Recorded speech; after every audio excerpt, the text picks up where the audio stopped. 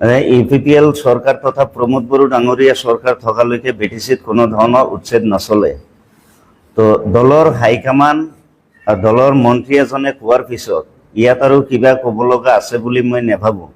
কিন্তু সংখ্যালঘু অধ্যুষিত অঞ্চলত এছাম বিপিএফ দলৰ নেতাই তথা কিছু সামাজিক নেতাই ৰাজনৈতিক উদ্দেশ্যত তেখেতসকলে বৰ্তমান দেখা পাইছে যে ৰাইজৰ মাজত যাব লগা তেনেকুৱা ধৰণৰ কোনো পৰিৱেশ নাই আৰু তেনেকুৱা ধৰণৰ কোনো ভাল ইছ্যুও নাই। গতিকে এটা পন্থাই অৱলম্বন তেখেতসকলে কৰি আছে, ৰাইজৰ মাজত এটা বিভ্ৰান্তিকৰ সৃষ্টি কৰিব বিচাৰিছে।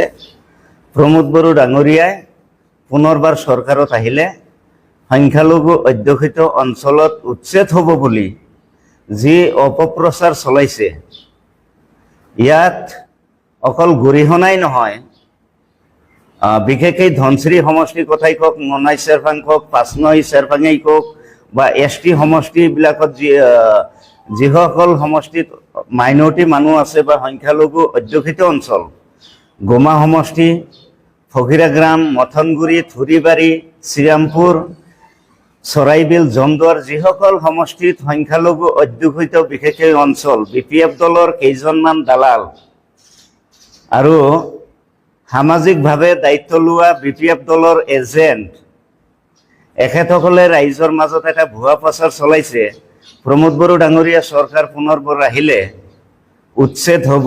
আচলতে এই কথাটো গ্ৰহণযোগ্য নহয়, যিহেতু দলৰ হাইকমাণ্ড দলৰ মুৰব্বীয়ে কৈছে প্ৰমোদ বড়ো ডাঙৰীয়া চৰকাৰ থকালৈকে বিটিচিত এক লেচা মাটিও ক'ৰবাত উচ্ছেদ নহয়। আৰু সংখ্যালঘু মানুহখিনিক মই অনুৰোধ জনাম যে তেখেতসকলৰ কথাৰ ভিত্তিত তেখেতসকলে যিখিনি কথা কৈছে এই কথাখিনি খুব প্ৰশংসনীয় আৰু আদৰণীয়।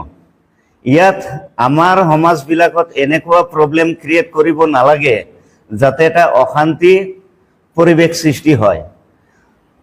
এক কথাত ক'ব গ'লে 2020 চনৰ যিটো নিৰ্বাচন আছিল, এই নিৰ্বাচনত আমাৰ জাতীয় সংগঠনৰ কিছু লিডাৰে বা বিপিএফ দলৰ একাংশ দালালৰূপী নেতাই সমাজৰ মাজত মাইনৰিটি মানুহৰ মাজত এটা ভুল প্ৰচাৰ চলাইছিলে যে 7.2, 7.1 দফাৰ জৰিয়তে যি বিটিআৰ ৰেকৰ্ডৰ দুটা দফা, এই দফাৰ জৰিয়তে মাইনৰিটি মানুহখিনিক ইউপিপিএল চৰকাৰ আহিলে উচ্ছেদ কৰিব। 5টা বছৰ হৈ গ'ল, বিটিচিত শান্তিৰ এটা পৰিৱেশ সৃষ্টি হৈছে, এঘৰ মানুহ বেঘৰ হ'ব লগা হোৱা নাই, মাইনৰিটি মানুহখিনি অশান্তি পৰিৱেশ ভোগ কৰিব লগা হোৱা নাই। শ্ৰীৰামপুৰৰ পৰা মাজবাটলৈকে মানুহখিনি শান্তিৰ এটা পৰিৱেশ পাইছে, শান্তিত বসবাস কৰিব পাৰিছে। গতিকে আমাৰ মানুহখিনিক মই বিশেষকৈ অনুৰোধ জনাইছোঁ যাতে কিছুমান এইসকল দালালৰ পৰা, এইসকল লিডাৰৰ পৰা অকণমান বাছি চলে, কাৰণ এইসকল লিডাৰে কেতিয়াও নিবিচাৰে সমাজৰ পৰিৱেশটো ভাল পৰিৱেশ হৈ থাকক। ভাল পৰিৱেশ হৈ থাকিলে ৰাজনৈতিক যিটো অভিসন্ধি, ৰাজনৈতিক যিটো ইছ্যু, পলিটিকেল এজেণ্ডা তেওঁলোকৰ নচলে।